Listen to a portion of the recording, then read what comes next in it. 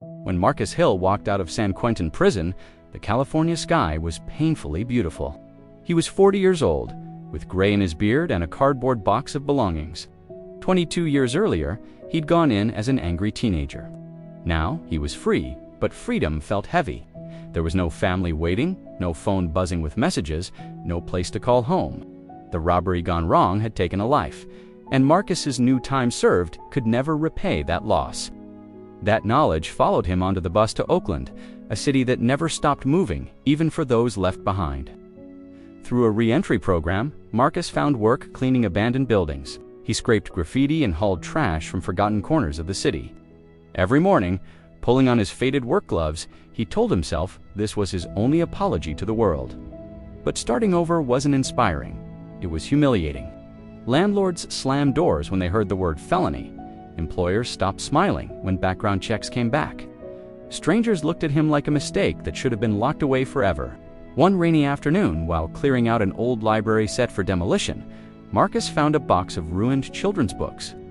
He remembered how prison literacy classes had saved his own mind, teaching him patience and giving him an escape.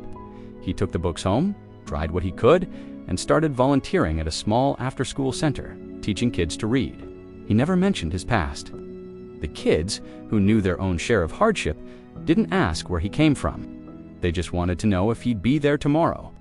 One evening, a young girl named Alina, whose father was also incarcerated, asked him, "Do bad people stay bad forever?"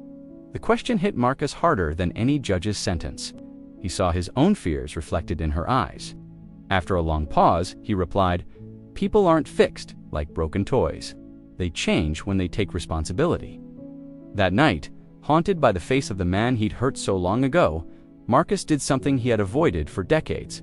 He wrote a letter to the victim's family. He didn't ask for forgiveness or make excuses. He just acknowledged the pain he caused and the life he took. He never got a reply, but writing it felt like he had finally stopped running. Months later, the city decided not to demolish the library. Instead, it was turned into a new learning center, and Marcus was offered a full-time job managing maintenance and mentoring teens. At the opening ceremony, the mayor shook his hand, completely unaware of his past. Marcus felt the quiet irony.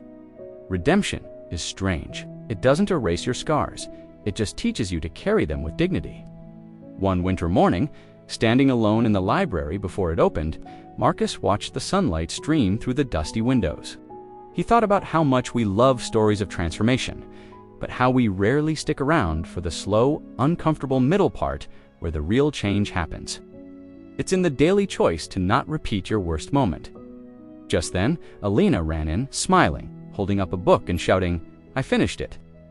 In that moment, Marcus felt something close to peace. Not because he was forgiven, but because he had become useful in a world he once damaged.